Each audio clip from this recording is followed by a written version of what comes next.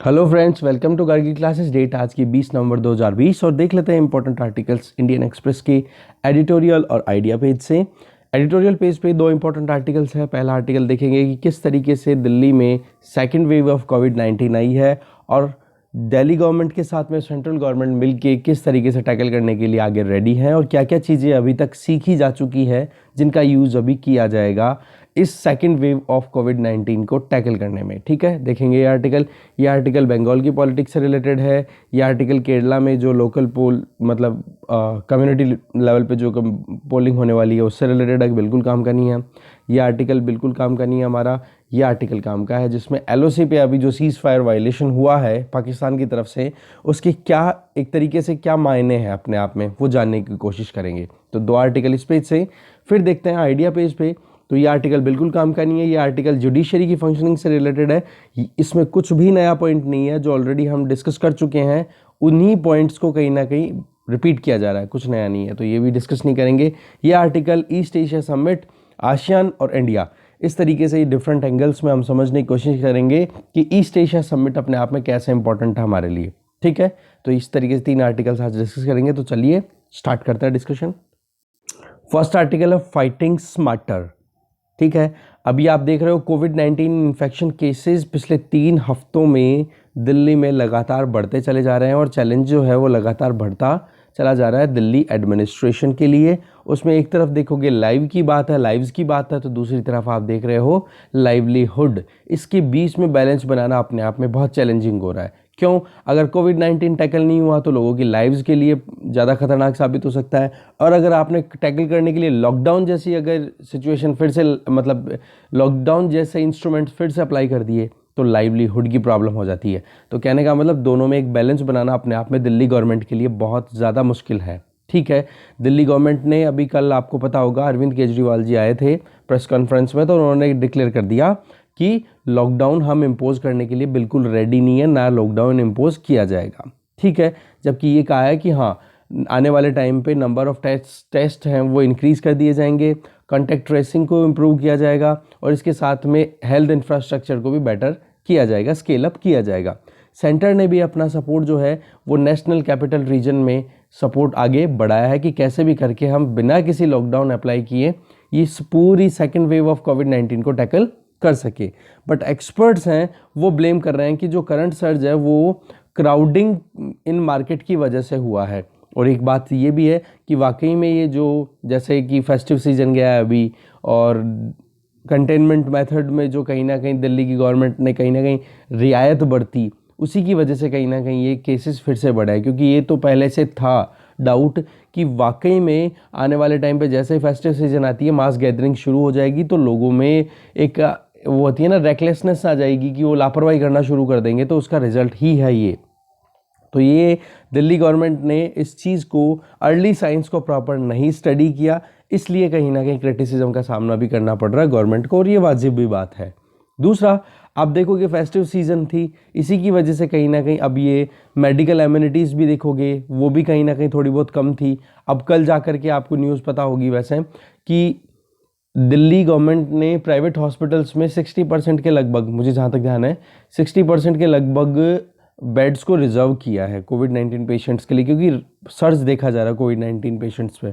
ठीक है, तो आप देखोगे रिस्पांस जो है इमर्जिंग इशू पे इस पर्टिकुलर पॉइंट पे, तो लॉकडाउन की तरफ तो जाना सही था ही नहीं। ठीक है, बट पॉइंट यह है कि अब सेलेक्टिव रेस्ट्रिक्शंस लगाने की बात ज़रूर होनी चाहिए, क्योंकि हम देख सकते हैं कि लॉकडाउन तो पूरे इशू को टैकल कर लेगा, बट हॉटस्पॉट्स पे आइडेंटिफिकेशन लेके और फिर उन पे एक सेलेक्टिव रेस्ट्रिक्शन लगा दी जाए तो फिर इस स्प्रेड को कंट्रोल किया जा सकता है। दूसरा, गवर्नमेंट को एक message through out community send करना चाहिए कि क्या पर्पज़ है, किस तरीके से ये पूरा टैकल किया जा सकता है। क्योंकि आप देख सकते हो अगर पूरा लॉकडाउन अप्लाई किया जाता है तो जॉब लॉस सबसे बड़ा एक इशू बन के आता है, जिससे कि लाइवलीहुड अर्न करना भी मुश्किल हो जाता है। तो कस्टमर्स के बीच में कॉन्टैक्ट क्या हो रहा है, तो वो चीज़ें भी हमें प्रॉपर टाइम पे वहाँ पे गवर्नमेंट को देखनी पड़ेगी। इसके अलावा अगर देखें, लॉकडाउन तो देखो एक ब्लंट इंस्ट्रूमेंट है, इसको फर्स्ट लाइन रिस्पॉन्स के तौर पे यूज़ नहीं करना चाहिए कभी भी पब्लिक हेल्थ इमरजेंसी में।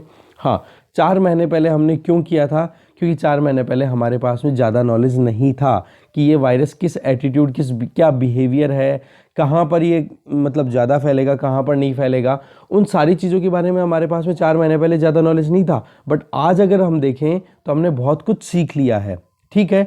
क्योंकि अगर लॉकडाउन एक केस में इम्पोज भी करता है ना, तो आज देखो लॉकडाउन हमारे यहाँ पर ईज़ किए हुए लगभग 4 महीने हो गए, इकोनॉमी अभी भी रिकवर नहीं कर पाई है। इकोनॉमी डिस्रप्शन लगातार चलते बने जा रहे हैं। माइग्रेंट क्राइसिस भी हमने देखा था, और अभी भी गरीबी की जो रेखा है वो लगातार बढ़ती चली जा रही है। दैट मीन्स कि लोगों के जो गरीबी से नीचे के जो लोग हैं उनकी संख्या लगातार बढ़ती चली जा रही है, ठीक है। अब दूसरी तरफ में हम देखेंगे कि कुछ लो रंग वर्कर्स हैं जिनके पास में कमी रहती है, मतलब पैसों की कमी है, या फिर जो लेबर हैं उनके पास में, या फिर इकोनॉमिक लैडर में मिडिल क्लास फैमिलीज़ की बात करें तो वो भी बहुत ज़्यादा परेशानियों का सामना कर रही हैं। कहने का मतलब कि एक गैप जो है अमीर और गरीब के बीच में वो लगातार बढ़ता चला जा रहा है एक लॉकडाउन इम्पोज करने के बाद में, ठीक है। तो वही चीज़ अभी कहीं ना कहीं अवॉइड करने की कोशिश की गई है। दूसरा, जॉब लेने के लिए लोग ज़्यादातर कहाँ पे जाते हैं? स्मॉल टाउन्स या विलेजेस को छोड़ करके मेट्रो सिटीज़ की तरफ जाते हैं, जिनमें दिल्ली भी अपने आप में बहुत इंपॉर्टेंट है। तो अगर इस तरीके से लॉकडाउन लगाया जाएगा तो उन माइग्रेंट लोगों की एस्पिरेशंस को कहीं ना कहीं एक झटका तो लगेगा ही ना। तो आप देखोगे इसी चीज़ को ध्यान में रखते हुए गवर्नमेंट ने लॉकडाउन ना लगाने का फैसला लिया है, ठीक है। तो इस तरीके से चाहे कुछ भी हो, फैमिलीज़ में जो भी वर्कर्स हैं या जो भी एक कहते हैं ना ब्रेड विनर्स, जो काम करते हैं, अर्नर्स हैं, जीत के मतलब मार्केट में जाते हैं, पैसा कमाते हैं, फिर अपने घर वालों का पेट भरते हैं, तो उनके बारे में भी सोचना बहुत ज़्यादा ज़रूरी है। दिल्ली में ये दूसरा सर्ज देखा जा रहा है, एक अनप्रिडिक्टेबल वे में ये राइज हुआ है फिर से केसेस का। बट अभी हम थोड़ी सी अच्छी कंडीशन में है कि इस वायरस को हम कंटेन कर पाएँ। साइंटिफिक नॉलेज भी है, मेडिकल कैपेबिलिटीज़ भी है, 4 महीने के पहले की कंपैरिजन में अगर आज देखा जाए तो, ठीक है। आज देखोगे सुपर स्प्रेडर थ्योरी के बेसिस पे हम देखें तो कुछ इवेंट ही ऐसे हैं या कुछ लोकेलिटीज़ ही हैं जहां पर रिस्पॉन्सिबिलिटी है कि एक वेब ऑफ ट्रांसमिशन क्रिएट होता है, ठीक है। तो उन हॉटस्पॉट्स को वहीं की वहीं ट्रैप कर दो, तो फिर क्या होगा, एक तरीके से अपने आप ही वहीं पे वो इन्फेक्शन जो है वो और लोगों में नहीं, और कम्युनिटीज़ में नहीं पहुंचेगा, ठीक है। तो ये अपने आप में एक एंटी कोविड डिस्कोर्स हुआ कि नहीं, प्रीवियस एक्सपीरियंस बेसिस पे हम ये कर सकते हैं, और एग्जैक्टली इसी चीज़ को लेकर के आगे बढ़ रही हैं गवर्नमेंट्स, ठीक है। नई लर्निंग्स जो है वो आप देखोगे बहुत ही कैलिब्रेटेड वे में, बहुत ही टारगेटेड वे में रिस्पॉन्ड करने के लिए रेडी है, जिसमें आप देखोगे कि लाइवलीहुड डिस्ट्रॉय ना हो और बीमारी भी ज़्यादा ना फैले। दिल्ली गवर्नमेंट ने खुद का अपना नॉलेज यूज़ किया है और इसी का यूज़ करते हुए अब वायरस को कंट्रोल करने की कोशिश की जाएगी, ठीक है। इसमें कुछ चीज़ें 1-2 पॉइंट थी वो हमने देखी। फिर देखते हैं नेक्स्ट आर्टिकल। नेक्स्ट आर्टिकल है रीड्रॉइंग द लाइंस। सैयद अता हसनैन इनके द्वारा लिखा हुआ आर्टिकल है। वैसे तो आर्टिकल में थीम एक ही है, एलओसी पे सीज फायर वायलेशन, और अभी क्या सिनेरियो है, और जब सीज फायर एग्रीमेंट 2003 में साइन हुआ था तब से लेके अब तक, ठीक है। बट एक बार फिर भी हम देख लेते हैं कि क्या डेवलपमेंट्स चल रहे हैं एलओसी के अक्रॉस। देखो, सिक्योरिटीज़ इश्यूज की जब बात की जाए जम्मू कश्मीर में, या फिर बहुत स्पीड से होने वाले कुछ ऐसे इवेंट्स जहां पर आप देखते हो कि सीज फायर वायलेशन हो गया या फिर टेरर अटैक हो गया, तो कुछ दिनों तक उसको न्यूज़पेपर में या मीडिया में हाईलाइट मिल जाती है और फिर उसके बाद में वो हट जाती है। और ये एक सीजनल, एक कहते हो ना सीजन्स आती हैं चली जाती हैं, उस तरीके से आती जाती रहती हैं। इसकी अब ज़्यादा कोई सिग्निफिकेंस रह नहीं गई है, ठीक है। मीडिया की या फिर अपनी इंस्टीट्यूशनल मेमोरी की बात भी करें या आप एक एक इंडिविजुअल की मेमोरी की बात भी करोगे तो वो ज़्यादा कुछ दिमाग अब इस पर नहीं लगाती। बस केवल एक मीनिंगफुल असेसमेंट कर दिया जाता है डिफ़िकल्ट सिचुएशंस का, और एक ट्रांजैक्शनल बेसिस पे आप देखते हो उधर से पाकिस्तान सीज फायर वायलेट कर रहा है तो इधर से इंडिया वाले जवाब देते हैं, इंडिया वाले कभी एग्रेशन दिखा देते हैं तो पाकिस्तान वाले रिटेलिएट करने की कोशिश करते हैं, और बाद में ब्लेम गेम चलना शुरू हो जाता है। कुछ दिनों तक चलता है फिर बाद में गायब। ऐसा ही नवंबर 7 को हुआ था कि एक इन्फिल्ट्रेशन अटेम्प्ट करने के लिए एलओसी पर एक कोशिश की गई थी, जिसमें ये जो मछली सेक्टर है वहाँ पे और संबासरी सेक्टर है वहाँ पर ये इवेंट देखे गए थे, ठीक है। तो आप देखोगे कि गन फाइटिंग जो है एक तो हमारी तरफ से एक ऑफिसर और 2 जवानों की मतलब उनका डिमाइस हो गया, उनकी डेथ हो गई थी शहीद हो गए थे वो। दूसरी तरफ से 3 टेरर्स को उन्होंने न्यूट्रलाइज कर दिया था, मतलब उनको किल कर दिया था। तो इस तरीके से कहीं ना कहीं थोड़ी सी most intense exchange of fire हुआ एलओसी पे अलोंग कश्मीर फ्रंटियर्स, ठीक है, पूंछ सेक्टर में।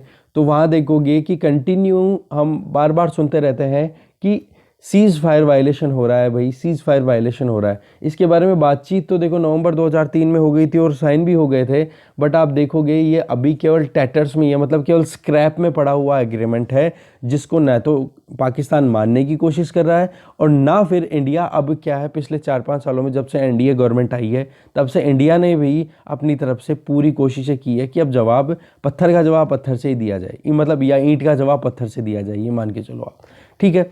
तो फैटल कैजुअलिटीज़ होती जा रही हैं हमारे सोल्जर्स की भी, तो दूसरी तरफ जो काउंटर पार्टी है उधर जो पाकिस्तान आर्मी है उसके जो पर्सनल्स हैं उनकी भी। इन्फिल्ट्रेशन एक्टिविटी की अगर हम बात करें तो ये एक सीजनल मूवमेंट चलता चला आ रहा है, क्योंकि ये जब एलओसी पे सीज फायर वायलेशन भी सीजनल हो रहा है तो इन्फिल्ट्रेशन का भी एक तरीके से ये होता है। इसमें क्या होता है, आर्मी को एंगेज कर लेते हैं यार, ये पाकिस्तानी आर्मी के जो लोग हैं वो इंडियन आर्मी के पर्सनल्स को ऑक्यूपाई कर लेते हैं उधर से फायर करके, फिर उसके बाद में मौका मिलता है तो धीरे धीरे आतंकवादियों को इन्फिल्ट्रेट कर देते हैं, कश्मीर वाले रीजन में पहुंचा देते हैं।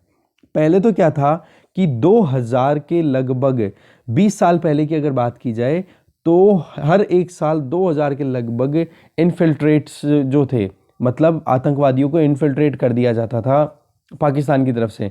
बट अभी आप देखोगे पिछले कैलेंडर ईयर में, अभी जो करंट कैलेंडर ईयर चल रहा है उसमें 26 से 30 इन्फिल्ट्रेटर से अभी तक आ पाए हैं जम्मू, मतलब कश्मीर में।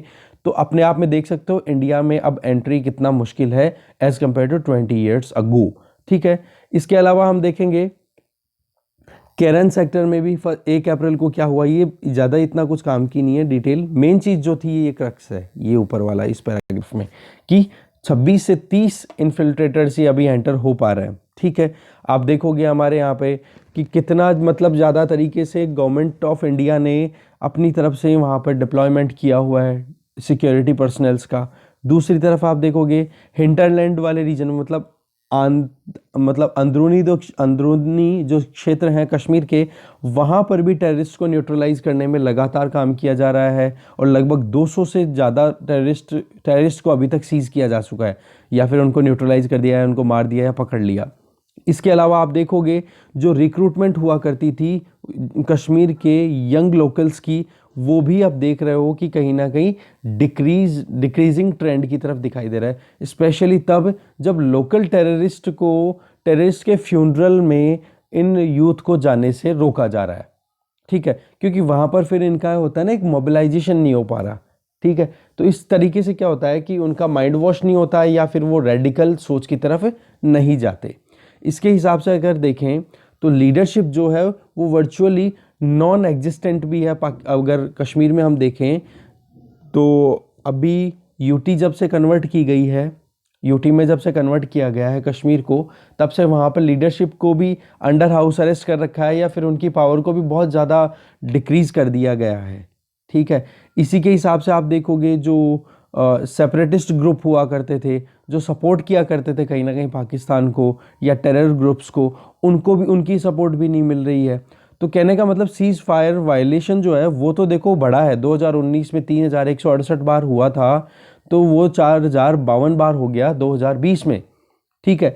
बट आप देखोगे कि जो वाकई में बेस है पाकिस्तान के लिए, जो स्पेस बनता है या टेररिस्ट एक्टिविटीज़ के लिए जो स्पेस बनता है, पॉलिटिकल देखो या लोकली देखो, तो वो स्पेस अब कम होता हुआ दिखाई दे रहा है। इस वजह से ही इन्फिल्ट्रेशन भी फेल होता जा रहा है और रिक्रूटमेंट की एक्टिविटीज़ भी है वो भी कम होती चली जा रही हैं।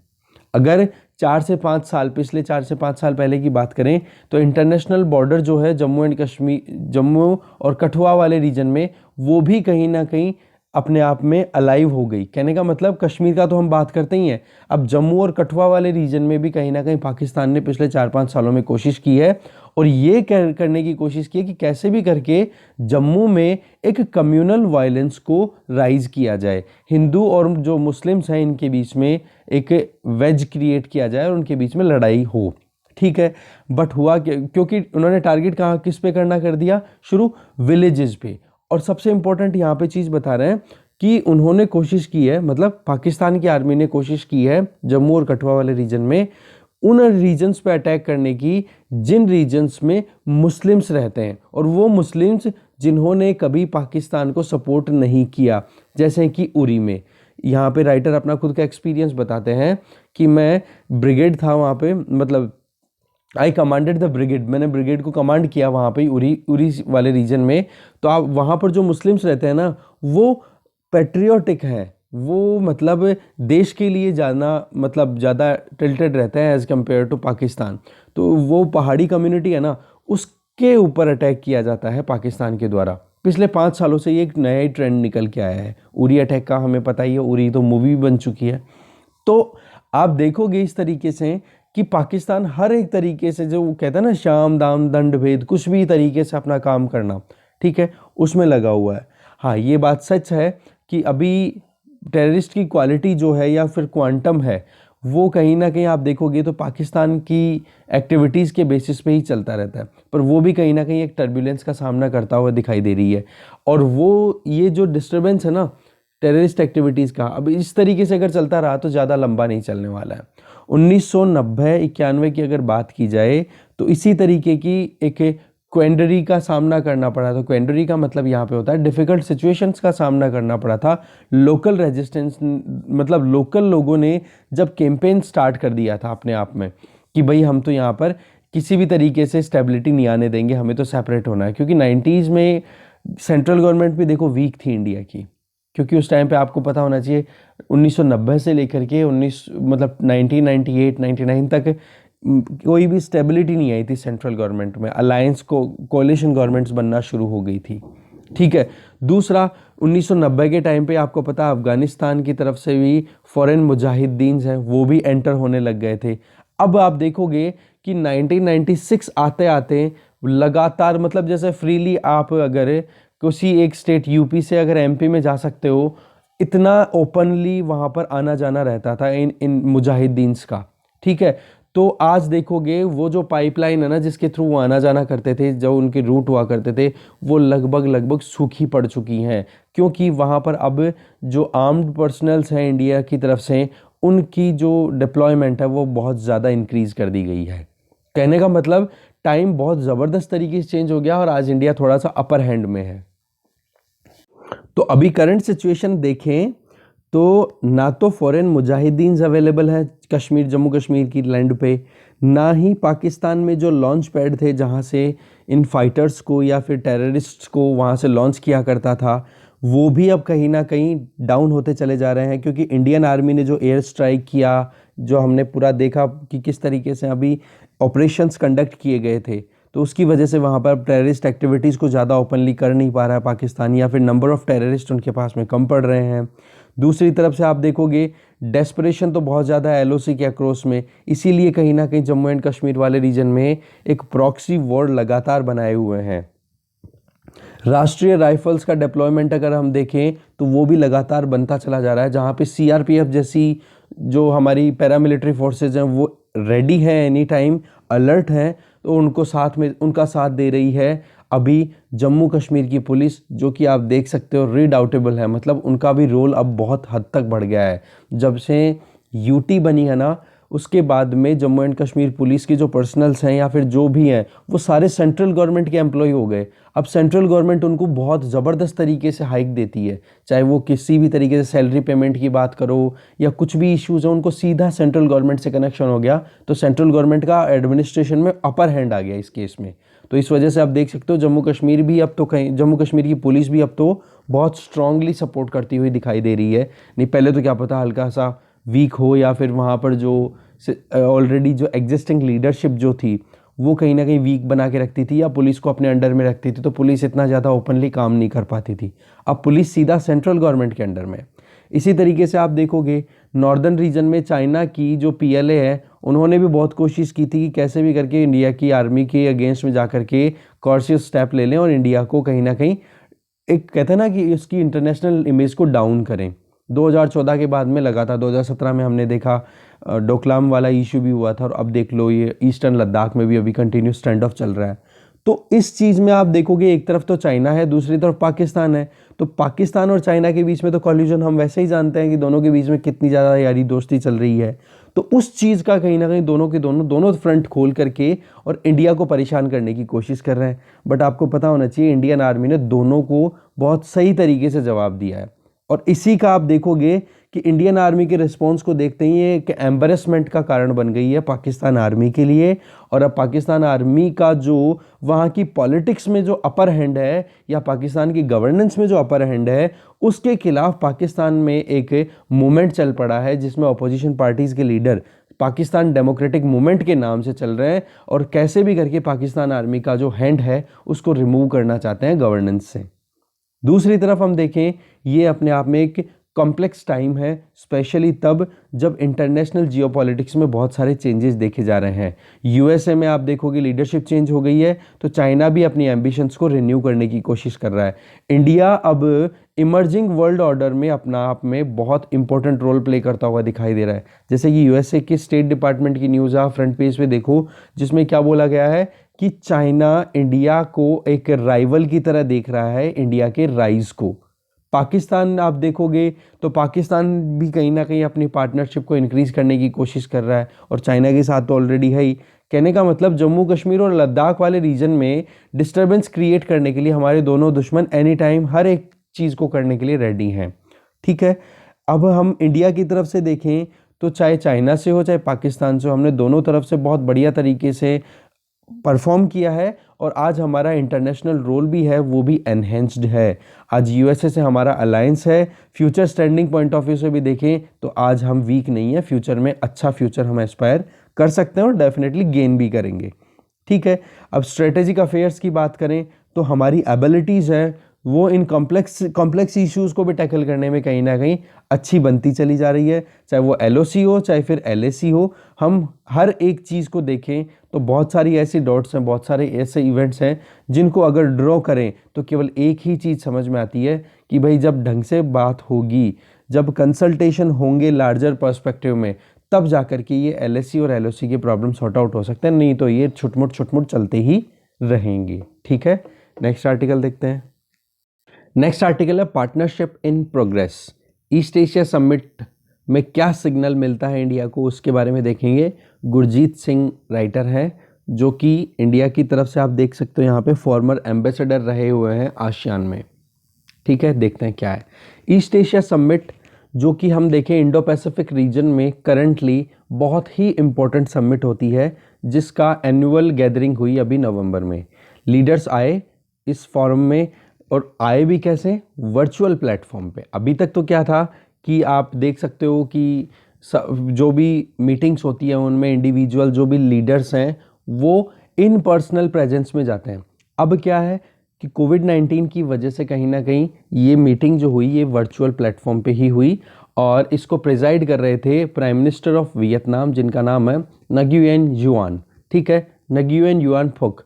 अब ये PHU समझ गए होंगे आप। ठीक है, प्राइम मिनिस्टर ऑफ वियतनाम। ठीक है, उन्होंने चेयर किया ईस्ट एशिया समिट को। ये वर्चुअल समिट थी, तो आप देखोगे कि इस समिट में आप देखोगे तो ज़्यादातर फोकस किया जाता है इनफॉर्मल टॉक्स पे। इनफॉर्मल टॉक्स का मतलब हो गया जो बातचीत होती है, मान लो ईस्ट एशिया समिट के जो मेंबर्स बैठे हैं कुछ स्टेटमेंट दे रहे हैं, तो स्टेटमेंट के प्रोविजंस में तो आप देखोगे तो ये ज़्यादा कोई ब्रॉडर पर्सपेक्टिव को ज़्यादा कवर करता नहीं है ईस्ट एशिया समिट। पर जब इनफॉर्मली अगर बात हो रही है मान लो इंडिया और वियतनाम के लीडर्स के बीच में, तो वो क्या करते हैं वहाँ पर चाइना जैसे कंट्रीज़ की अगर कहीं प्रॉब्लम आ रही है तो उन इश्यूज़ को भी डिस्कस कर पाते हैं। अब की बार क्या हुआ है, वर्चुअल समिट थी तो भैया आपको जितना 2 4 5 मिनट का टाइम मिल गया उतनी देर आप बोल लो। अब उतने में तो लीडर वही बात बोलेंगे ना जो बात एजेंडा में होनी चाहिए या फिर जो एक कहते हैं ना कि ऑब्जेक्टिव है ग्रुप का, तो उससे हटके तो बात कर ही नहीं सकते वो। तो इस वजह से क्या हो गया, अब की बार इंडिया के लिए ज़्यादा यूज़फुल या फिर चाइना का जो एग्रेशन था ना उसको ज़्यादा एड्रेस नहीं कर पाए इस पूरे समिट में। यही मेन क्रक्स है इस आर्टिकल का। बाकी डिटेल हम अब चेक करते हैं। देखो ईस्ट एशिया समिट का जो ये सेशन था ये दिवाली के टाइम पे था, इस वजह से हमारे प्राइम मिनिस्टर तो डोमेस्टिक कमिटमेंट्स की वजह से कहीं चले गए थे, मतलब ऑक्यूपाइड थे, तो हमारे external affair minister S Jaishankar ji ने इस मीटिंग को अटेंड किया वर्चुअली। इसमें आप देखोगे पूरे रीजन में, आसियान की बात करो या इंडो पैसिफिक रीजन की बात करें, तो चाइना एक थ्रेट की तरह राइज होता हुआ दिखाई दे रहा है। बट आप देखोगे आसियान में व्यूज़ की अगर बात करें तो वहाँ पर कोई और ज़्यादा ओपनली डिस्कशन नहीं हुआ, ना तो आसियान में हुआ और ना ही ईस्ट एशिया समिट में हो पाया। ठीक है, तो इसका डिस्कशन नहीं होना, इसकी वजह क्या है? Virtual platform. अगर हम सितंबर की मीटिंग की बात करें जिसमें कि ईस्ट एशिया समिट में जो पार्टिसिपेट करने वाले कंट्रीज हैं उनके फॉरेन मिनिस्टर्स की मीटिंग हुई थी, तो उसमें एक बात बिल्कुल क्लियर कही गई थी कि the free flowing constructive dialogue on strategic issue amongst leaders at the East Asia Summit in order to reinforce strategic trust and to address common challenges। कहने का मतलब एक कंस्ट्रक्टिव डायलॉग की बात की जा रही थी जिसमें स्ट्रेटेजिक इश्यूज के बारे में बातचीत होगी और कैसे भी करके एक ट्रस्ट बिल्डिंग का काम किया जाएगा इस पूरे रीजन में। ठीक है, ये एक कॉमन चैलेंज है ईस्ट एशियन कंट्रीज के बीच में या ईस्ट एशिया समिट के जो मेंबर्स हैं। बट आप देखोगे इस मीटिंग में, जो करंट मीटिंग हुई अभी दिवाली के टाइम पे, उस मीटिंग में ऐसा कुछ वहाँ पे देखा नहीं गया। आप देखोगे हनोई डिक्लेरेशन, वियतनाम में ही हुई मीटिंग, तो हनोई डिक्लेरेशन के पॉइंट ऑफ व्यू से देखें तो ये 15th एनिवर्सरी थी ईस्ट एशिया समिट की, तो ये केवल 12 पैराग्राफ का डिक्लेरेशन था। इसमें आप देखोगे चाइना की प्रेजेंस भी थी। अब चाइना को कहीं ना कहीं रशिया का सपोर्ट मिल रहा था, तो रशिया की सपोर्ट के बेसिस पे चाइना ने बहुत सारे आइडियाज़ दिए और बहुत सारी चीज़ें ऐसी करने की कोशिश की कि कैसे भी करके चाइना को आड़े हाथ ना लें। तो कहने का मतलब कुछ भी सब्सटेंसिव आइडियाज़ के बेसिस पे बातचीत नहीं हो पाई इस डॉक्यूमेंट में। आप देखोगे कि चाइना को जिस तरीके से चाइना ने साउथ चाइना सी में आसियान कंट्रीज़ को चैलेंज दिया है, ऑस्ट्रेलिया के साथ में भी बहुत सारी प्रॉब्लम चल रही है, या फिर आप बात कर लो ईस्टर्न लद्दाख में इंडिया के साथ में कॉन्फ्लिक्ट चल रहा है, तो वहाँ पर देखोगे तो उन चीज़ों को कहीं पर भी स्पेस नहीं मिला। ये तो एग्जैक्टली वैसा ही हो गया जैसा कि 10th एनिवर्सरी थी कुआलालंपुर डिक्लेरेशन की, जिसमें कोई सिग्निफिकेंट इवेंट कंसिडर नहीं किया गया था जो कि जियोपॉलिटिकली बहुत ज़्यादा इंपॉर्टेंस रखता हो। ठीक है, अब इसमें क्या है, इंपॉर्टेंट पॉइंट ये आता है कि ईस्ट एशिया समिट कवर क्या करता है। देखो, सिक्योरिटी की बात भी करता है, इकोनॉमी की बात भी करता है, फंक्शनल एस्पेक्ट्स की भी बात करता है। बट चेयरमैन के जो स्टेटमेंट थे उसमें कोई भी इस तरीके का स्टेटमेंट नहीं था जिसमें कि चाइना को आड़े हाथ लिया जा सके। इंडिया ने तो अपनी तरफ से अपनी बात रखी। हनोई डिक्लेरेशन की बात करो तो वो उसके बहुत सारे पैराग्राफ्स थे, वो सारे के सारे आसियान से रिलेटेड इश्यूज पर ही फोकस थे, जैसे कि meeting of ambassadors at Jakarta, या रीजनल कनेक्टिविटी की बात कर दी, या फिर डेवलपमेंटल गैप्स को नैरो करना, आसियान को ज़्यादा फोकस में रखा। जबकि पॉइंट क्या है, ईस्ट एशिया समिट में और ब्रॉडर पर्सपेक्टिव को कंट्रोल मतलब टैकल करने या बातचीत करने की बात थी। ठीक है, मतलब इस डॉक्यूमेंट में आप देखोगे ईस्ट एशियन समिट का जो डॉक्यूमेंट है हनोई डिक्लेरेशन वाला, उसमें केवल डोनर की पैसा देता कौन है लेता कौन है, इससे ज़्यादा बातचीत नहीं हुई। सिचुएशन को अगर हम देखें तो पेंडेमिक से रिलेटेड बातचीत हो गई। चाइना ने जितना कुछ भी कॉनंड्रम क्रिएट किया है उसको बिल्कुल इग्नोर कर दिया गया इस डॉक्यूमेंट के अंडर में। ठीक है, दूसरा आप देखोगे डायलॉग पार्टनर्स के जो स्टेटमेंट्स हैं उनमें भी आप देखोगे तो केवल इंडिया ने ही थोड़ा बहुत क्रिटिसिज्म किया चाइना का, क्योंकि टेरिटोरियल सॉवरेनिटी की बात की इंडिया ने।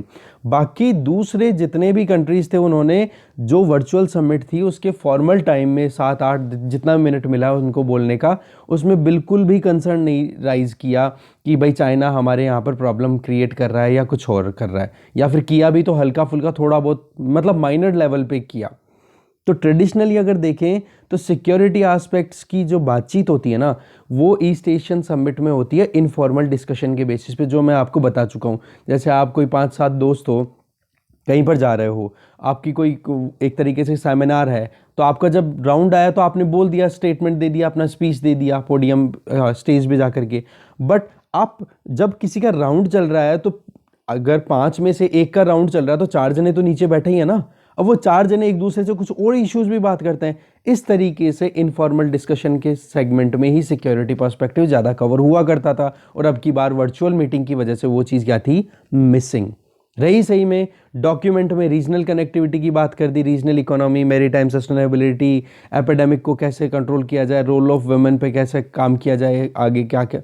इसके अलावा और थोड़ा सा पर्सपेक्टिव इंक्रीज कर दिया कि ह्यूमैनिटेरियन असिस्टेंस कैसे दी जा सके डिजास्टर रिलीफ के टाइम, डिजास्टर रिलीफ का क्या हो सकता है, फिशिंग को किस तरीके से हम सस्टेनेबल बना सकते हैं, इलिसिट ड्रग्स पे बात हो गई, ट्रांसनेशनल क्राइम्स के बारे में बात हो गई। कहने का मतलब इन सभी चीज़ों के बारे में बात हो गई, बट सिक्योरिटी पर्सपेक्टिव की जब बात आती है तो उसका डोमेन कहीं ना कहीं मिसिंग था। अब यहाँ पर राइटर बोल रहे हैं कि चाइना के ड्रैगन रोल के बारे में डिस्कशन की एब्सेंस अगर देखें तो वो कहीं ना कहीं बिल्कुल एक ठीक बात नहीं है इंडिया या फिर इस पूरे रीजन में देखा जाए तो, चाहे आसियान रीजन हो चाहे साउथ एशियन सब कॉन्टिनेंट हो, दोनों के पॉइंट ऑफ व्यू से देखें आसियान की सेंट्रलिटी ज़्यादा देखी गई। ठीक है, आसियान पार्टनर्स के स्टेटमेंट थे, उन्होंने ही अपनी खुद की चैलेंजेस को ध्यान में रखने की कोशिश की। प्रॉब्लम क्या हो रही है, आसियान सेंट्रलिटी क्यों हुई, अब यहाँ पर राइटर इसका जवाब दे रहे हैं। पहली चीज़ तो ये कि चाइना जो है ना वो बायलैटरल रिलेशंस के ऊपर ज़्यादा रिलाई कर रहा है। अब बायलैटरल रिलेशंस पे अगर कोई कंट्री रिलाई करेगा तो वो छोटे छोटे कंट्रीज़ हैं। अब लाओस, कंबोडिया, इनको तो चाइना ने क्या अपनी तरफ कर रखा है, बाकी वियतनाम हो गया, फिलीपींस हो गया, इंडोनेशिया हो गए, ये कहीं ना कहीं वल्नरेबल कंट्रीज़ है चाइनीज़ एग्रेशन की वजह से साउथ चाइना सी में, तो वो कहीं ना कहीं थोड़ा दूर जाते हुए दिखाई देते हैं। तो चाइना फोकस किस पे कर रहा है ज़्यादा, बायलैटरल रिलेशन, इंडिविजुअल कंट्रीज पे, जबकि आसियान अपने आप में एक अच्छी कम्युनिटी है जिसने बहुत इंपॉर्टेंट रोल प्ले किया है। ठीक है, एक ब्लॉक की तरह अपने आप को रिप्रेजेंट करना चाह रहा है। कहने का मतलब कि जो कंट्रीज आसियान उस पर्टिकुलर रीजन के पूरे इंटरेस्ट को प्रोटेक्ट करने में कैपेबल नहीं है या फिर चाइना की तरफ जा रहे हैं, तो एक तो उनको तो क्वेश्चन करना कि भाई आप इस तरीके से बाहर निकल के अपने खुद के इंडिविजुअल रिलेशन कैसे बना रहे हो। दूसरा, अगर कोई दूसरा रिलेशन बनाना चाहता है, जैसे कि इंडिया अपनी वहाँ पे प्रेजेंस इंक्रीज करता जा रहा है, या यूएसए के साथ रिलेशन या चाइना के साथ में रिलेशन, तो क्यों ना फिर पूरी कम्युनिटी की ही रिलेशनशिप को बात में किया जाए। कहने का मतलब आसियान की रेलेवेंस को बनाए रखने के लिए आसियान सेंट्रलिटी पे फोकस किया गया आसियान कंट्रीज के द्वारा, क्योंकि ईस्ट एशिया समिट में आसियान के दसों मेंबर एज इट इज पर पार्टिसिपेट करते हैं। ठीक है, इसी तरीके से आप देखोगे इंडो पैसिफिक रीजन हो या फिर क्वाड की बात हो, तो वहाँ पर भी अब क्वाड जैसे इंडिया, ऑस्ट्रेलिया, यूएसए, जापान, ये भी कहीं ना कहीं इंडिविजुअल कंट्रीज से ही पार्टिसिपेशन की बात कर रहे हैं, चाहे वो वियतनाम की बात करो चाहे इंडोनेशिया की बात करो। ठीक है, क्वाड प्लस की बात आपने सुनी होगी, क्वाड प्लस में तो ये जो कंट्रीज में जैसे जैसे वो बढ़ा रहे हैं तो आसियान को थोड़ा सा कहीं ना कहीं साइड लाइन में जाना पड़ रहा है। तो इस वजह से सेंट्रलिटी पे फोकस किया गया कि भाई आसियान ज़्यादा इंपॉर्टेंट है। ठीक है, इसी से हम रीजनल इकोनॉमी को और ज़्यादा ग्रोथ प्रोवाइड कर सकते हैं। चाइना के पे जो पॉइंट था वो तो देखो ड्राई सा रहा है, उस पर इतनी कोई बातचीत हुई नहीं, हमने देखा। जबकि चाइना ने आसियान कंट्रीज़ को एक अपने आप में एक गाइडेंस दी है या फिर हिदायत दी है कि भाई एक कोड ऑफ कंडक्ट आप डिक्लेयर करो आपका साउथ चाइना सी में। कहने का मतलब साउथ चाइना सी पे आसियान कंट्रीज़ तो इतना ज़्यादा बोल नहीं पाए, बोला तो चाइना ने बोला कि भाई आप लोग सब मिल करके एक कोड ऑफ कंडक्ट फाइनल करो साउथ चाइना सी के लिए। इस तरीके से आप देखोगे RCEP एग्रीमेंट भी साइन हुआ है, अभी जो आसियान की मीटिंग हुई उसी टाइम पे, ईस्ट एशिया समिट के टाइम पे ही। ठीक है, फाइनल हो गया इसमें। तो इसमें भी RCEP में भी ज़्यादा फोकस मतलब RCEP साइन हो गया। अब जैसे ही ईस्ट एशिया समिट होता है तो उसमें लीडर्स ने WTO के बारे में ज़्यादा बात की है बजाय कि RCEP के, क्योंकि आप देखोगे RCEP में ट्रांसपेरेंट, नॉन डिस्क्रिमिनेटरी और स्टेबल ट्रेड के बारे में ज़्यादा बातचीत की जाती है, या फिर इन्वेस्टमेंट एनवायरनमेंट को प्रमोट करने के लिए ज़्यादा बातचीत की जाती है। ठीक है, जबकि WTO क्या है, ओपन लिबरल इकोनॉमी को, मतलब लिबरल ग्लोबल इकोनॉमी बनाने के लिए फेवर करता है। तो यहाँ पर एक रीजनल वैल्यू चेन की एक बात आती है RCEP में, हम देखते हैं जिसको RVC वो हम शॉर्ट में बोल सकते हैं। तो इंडिया ने भी इसी बात की वजह से ऑप्ट आउट किया है कि भाई आप नॉन डिस्क्रिमिनेटरी एटीट्यूड कैसे रख सकते हो, चाइना को आप वियतनाम के इक्वल कैसे ट्रीट कर सकते हो। और दूसरा, अगर इंडिया का फ्री ट्रेड एग्रीमेंट है आसियान के साथ में, तो चाइना तो अपने प्रोडक्ट्स को आसियान के थ्रू इंडिया में फ्लड कर देगा, बहुत ज़्यादा पहुंचा देगा। जबकि इंडिया ने, एक चीज़ आपको पता है ही कि इंडिया ने साइन करने से तो मना कर दिया आरसीईपी को, बट इंडिया इंटरेस्टेड है कि कैसे भी करके इन आरवीसीज, दैट मीन्स कि रीजनल वैल्यू चेन्स में अपना पार्टिसिपेशन लगातार बढ़ाया जाए। इसके अलावा हम देखें इंडिया के अदर एरियाज ऑफ इंटरेस्ट, जिनमें आप देखोगे कि जो डॉक्यूमेंट फाइनल हुआ या फिर रीजनल कनेक्टिविटी की जब बात होती है तो उनमें कहीं ना कहीं इंडिया लगातार पार्टिसिपेशन अपना इंक्रीज करता जा रहा है साउथ ईस्ट एशिया में, ठीक है, जिसमें मैरीटाइम स्पेयर हो, चाहे मैक्रो इकोनॉमिक इश्यूज हो या फिर फाइनेंशियल स्टेबिलिटी को लेकर के देखें तो इंडिया अब लगातार अपने मेजर रोल्स की तरफ बढ़ता चला जा रहा है, ठीक है। इन आइडियाज़ के इन पूरे स्टेटमेंट में देखें तो मरीन सस्टेनेबिलिटी को इंश्योर करने में इंडिया अपने आप में बहुत कैपेबल भी रहा है।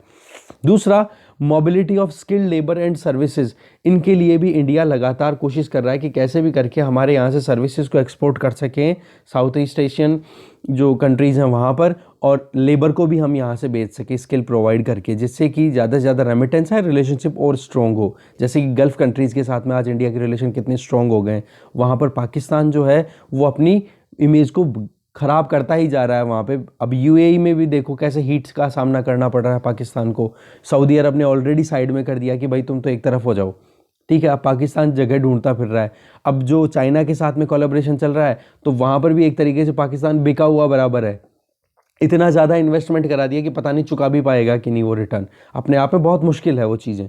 तो कहने का मतलब ये है कि इंडिया अपनी तरफ से पूरी कोशिश कर रहा है कि इस रीजन, आसियान वाले रीजन में, वहाँ पर अपने खुद के रिलेशंस और अच्छे से करे, अपना खुद का रोल और ज़्यादा इंक्रीज़ करे, क्योंकि इलीगल फिशिंग को भी कंट्रोल करने में इंडिया बहुत अच्छे से परफॉर्म करता हुआ दिखाई दे रहा है अभी करंट सिनेरियो में देखे तो आसियान कंट्रीज़ के साथ में जो फ्री ट्रेड एग्रीमेंट है आसियान के साथ में, इंडिया अब उसको भी रिव्यू कर रहा है। तो देखोगे कि और बेटर कवरेज अब इंडिया दे पाएगा। पेंडेमिक को कवर करने, मतलब टैकल करने की बात करें इस एपिडेमिक को, तो इसमें भी इंडिया बहुत कैपेबल है। और आज देखोगे कि अच्छी खासी हमारे यहाँ पर हेल्थ इंफ्रास्ट्रक्चर भी है, क्रूशियल मैन्युफैक्चरिंग भी होने लग गई है, फार्मास्यूटिकल्स की बात भी करो, और सप्लाई चेन भी देखें अगर मेडिकल सप्लाईज़ में, तो उसमें भी इंडिया बहुत एफिशिएंटली परफॉर्म करता हुआ दिखाई दे रहा है। और इसी चीज़ को देखते हुए इंडिया कहीं ना कहीं फैसिलिटेट कर रहा है आसियान कंट्रीज़ को भी। इंडिया, जापान और ऑस्ट्रेलिया की अगर बात करें, या इंडिया ऑस्ट्रेलिया फ्रांस की बात करें, इनके बीच में भी जो एग्रीमेंट्स हैं वो भी कहीं ना कहीं आसियान मतलब आसियान पे फोकस करते हुए ही काम कर रहे हैं।